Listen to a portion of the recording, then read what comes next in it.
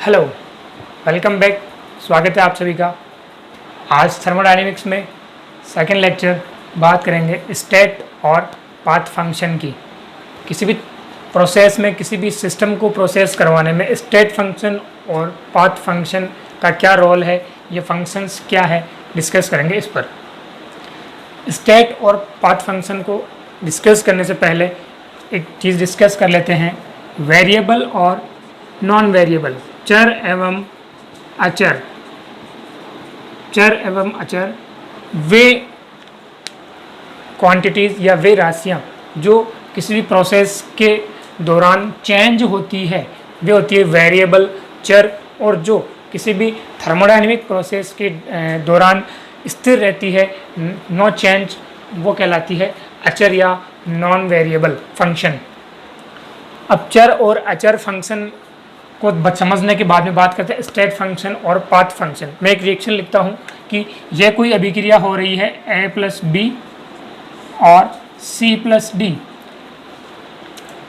Reactant और product, reactant और product के कुछ प्रॉपर्टीज जो अभिक्रिया की अवस्था पर निर्भर करती है कि अभिक्रिया इनिशियली और फाइनली किस स्टेट में है, और कुछ प्रॉपर्टीज जो डिपेंड करती है कि ये किस पाथ से हुई है। तो वे राशियां जो पाथ पर डिपेंड करती है पाथ फंक्शन या पाथ फलन कहलाते हैं, और वे फंक्शन जो स्टेट पर डिपेंड करते हैं रिएक्टेंट और प्रोडक्ट की, not depend on any path, वो कहलाती है स्टेट फंक्शन। एक एग्जाम्पल के थ्रू इसको समझने की कोशिश करते हैं कि स्टेट फंक्शन और पाथ फंक्शन क्या है। एक एग्जाम्पल लेते हैं, सिंपल एग्जाम्पल के थ्रू मैं इसको एक्सप्लेन करता हूँ कि माना कि आप बीएससी सेकेंड ईयर के स्टूडेंट हैं, ठीक है। आप जिस कॉलेज में पढ़ते हैं वो 3rd फ्लोर है, मतलब ground floor, 1st floor, 2nd floor and 3rd floor, 0, 1st, 2nd and 3rd, ठीक है। तो ये कोई कॉलेज या बिल्डिंग है जिसमें 3rd फ्लोर पर बीएससी सेकेंड ईयर की क्लास लगती है। अब आप घर से आते हैं, कॉलेज आते हैं, 0 लेवल पर आप यहाँ खड़े हैं, माना कि यहाँ कोई एक स्टूडेंट खड़ा है। तो अब मैं बात करूँ कि स्टूडेंट का यहाँ पर पोटेंशियल एनर्जी क्या है, इसकी पोटेंशियल एनर्जी क्या होगी, तो सिंपल सा आंसर है, इसकी पोटेंशियल एनर्जी 0 होगी, पोटेंशियल एनर्जी 0। अब जब स्टूडेंट अपने क्लासरूम की तरफ जाएगा तो इसके पास में कुछ वेज हैं, वो कितने भी प्रकार से हो सकते हैं, ये चाहे जितने रास्तों से अपनी क्लास में जा सकता है। या तो इसके पास में कोई सुपर पावर हो, ठीक है, जिससे ये उड़ते हुए डायरेक्ट अपनी क्लास में चला जाए, तो इसको हम बोलेंगे पाथ 1, पाथ फर्स्ट से जा सकता है। इसके पास दूसरा पथ ये है कि ये सीढ़ियों का प्रयोग करते हुए जाए, सीढ़ियों के थ्रू अपनी क्लास में जाए, तो ये होगा पाथ सेकंड, ठीक है। और एक वे इसके पास में ये है कि यहाँ लगी हुई लिफ्ट का इस्तेमाल करे और अपनी क्लास में चला जाए, तो ये हुआ पाथ 3। 3 वे से ये चला गया। अब जब ये अपनी क्लास में आ गया तो इस समय इसका पोटेंशियल एनर्जी क्या होगा, इस समय इसका पोटेंशियल एनर्जी P बराबर, या पोटेंशियल एनर्जी को अपन लिखेंगे यहाँ पर mgh।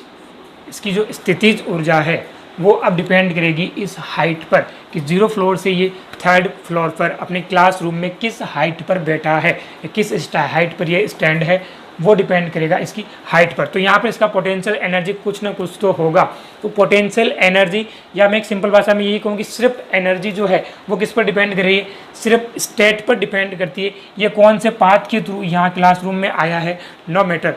डिपेंड करता है कि ये पहले यहाँ पर था और अब अपने क्लासरूम में है। तो ये जो हाइट है, हाइट इसका पोटेंशियल एनर्जी दिखाता है या पोटेंशियल एनर्जी बनाता है।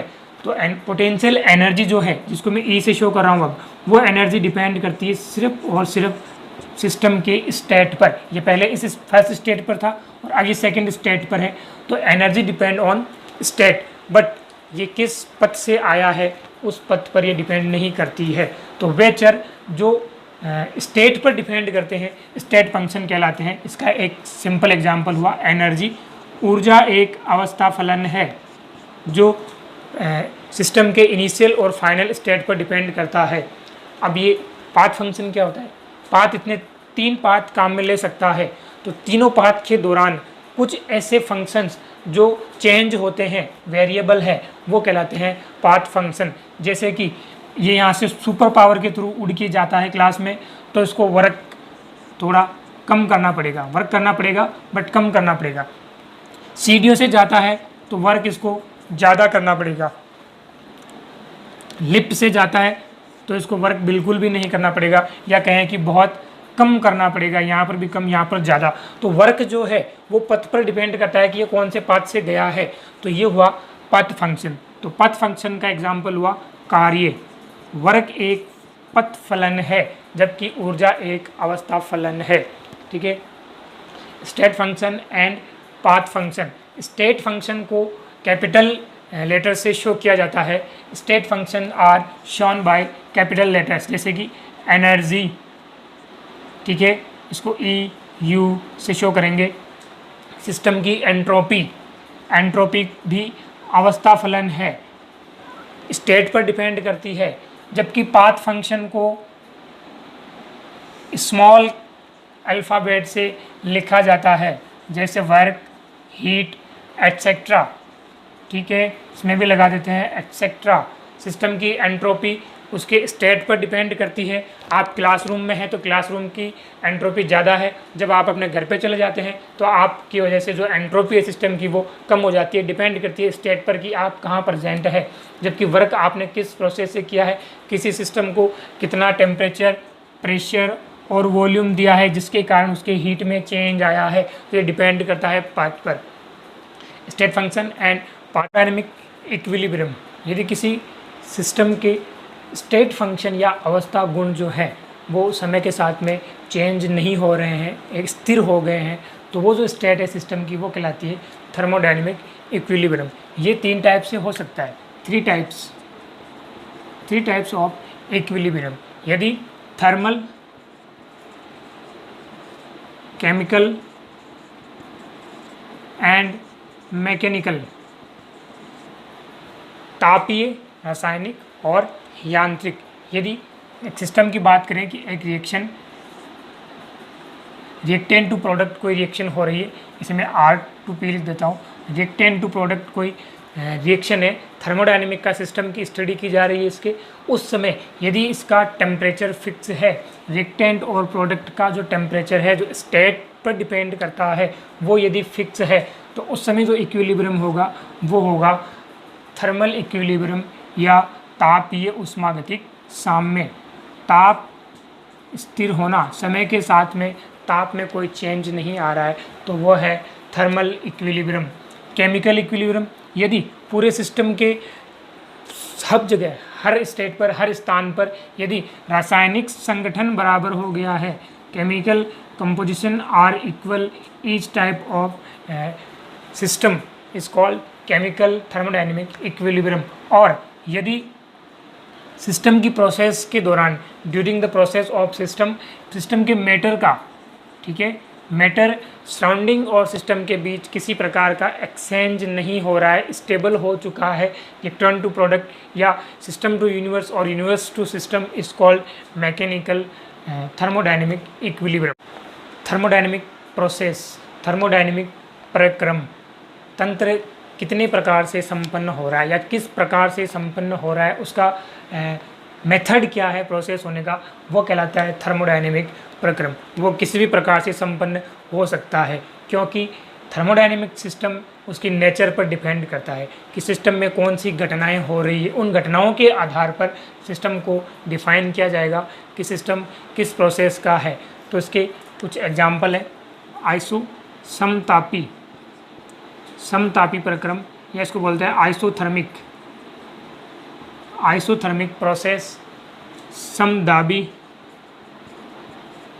इसको बोलते हैं आइसोबैरिक प्रोसेस, समआयतनिक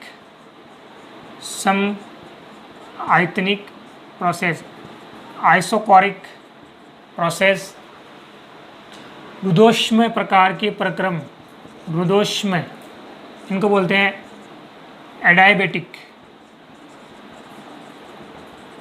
एडायबेटिक प्रोसेस एंड चक्रीय प्रक्रम, साइक्लिक प्रोसेस, तो ये सिस्टम की प्रकृति पर डिपेंड करते हैं कि सिस्टम किस घटनाओं के आधार पर सिस्टम प्रोसेस कर रहा है, आगे रिएक्शंस बढ़ रही है, तो इनके आधार पर ये सिस्टम होते हैं चारों प्रकार के सिस्टम को समझते हैं। इस प्रकार के सिस्टम जिनमें टेम्परेचर सेम रहता हो, यानी कि टेम्परेचर, प्रेशर, वॉल्यूम के साथ में यदि कोई सिस्टम को ऑपरेट किया जा रहा है, तो उस सिस्टम में यदि टेम्परेचर को स्थिर रखा जाता है, टेम्परेचर स्थिर रखा जाता है और प्रेशर व वॉल्यूम के आधार पर सिस्टम को आगे बढ़ाया जाता है, तो इस प्रकार के सिस्टम कहलाते हैं आइसोथर्मल या आइसोथर्मिक प्रोसेस। कुछ सिस्टम जिनमें प्रेशर को कांस्टेंट रखा जाता है कि प्रेशर कांस्टेंट है, प्रेशर C, और इस समय यदि टेम्परेचर और वॉल्यूम के साथ में सिस्टम को आगे ऑपरेट किया जाता है, तो इस प्रकार के सिस्टम कहलाते हैं आइसोबैरिक सिस्टम या समदाबी सिस्टम। सम आयतनिक सिस्टम, जब वॉल्यूम को कांस्टेंट रखा जाए और टेम्परेचर व प्रेशर के साथ में सिस्टम को आगे ऑपरेट किया जाए, तो इस प्रकार के जो सिस्टम होंगे वो होंगे सम आयतनिक या आइसोकोरिक सिस्टम। थर्मोडायनेमिक प्रोसेस, हृदोष्म प्रकार की, इस प्रकार के प्रक्रम जिनमें ऊष्मा स्थिर हो, हीट उनका फिक्स हो, उनके टेम्परेचर, प्रेशर व वॉल्यूम इनमें से कोई भी वेरिएबल हो सकता है, बट सिस्टम का किसी भी स्टेट में देखा जाए, उसको इनिशियल देखा जाए, फाइनल देखा जाए, या बीच में किसी भी समय उस सिस्टम को रोक करके यदि उसकी हीट चेक किया जाए, यदि उसका हीट फिक्स मिलता है, हीट में कोई चेंज नहीं है, तो इस प्रकार के सिस्टम होते हैं रुद्धोष्म तंत्र या रुद्धोष्म प्रक्रम, थर्मोडायनेमिक प्रोसेस। चक्रीय प्रक्रम, इस प्रकार के प्रक्रम जो टेम्परेचर, प्रेशर और वॉल्यूम तीनों वेरिएबल के साथ में प्रोसेस किए जाते हैं, लेकिन स्टेट जो जहाँ से शुरू होते हैं वहीं से घूम फिर कर वापस उसी स्टेट पर आ जाते हैं। इस प्रकार की जो प्रोसेस है, सिस्टम का ऑपरेशन करने का जो तरीका है, वो होते हैं साइक्लिक थर्मोडायनेमिक प्रोसेस। सिस्टम की डायरेक्शन के आधार पर सिस्टम दो प्रकार के होते हैं, उत्क्रमणीय एवं अनुत्क्रमणीय प्रक्रम। उत्क्रमणीय प्रक्रम वे होते हैं जो दोनों दिशाओं में होते हो, ठीक है, दोनों दिशाओं में संपन्न हो सकते हैं, फॉरवर्ड एंड बैकवर्ड।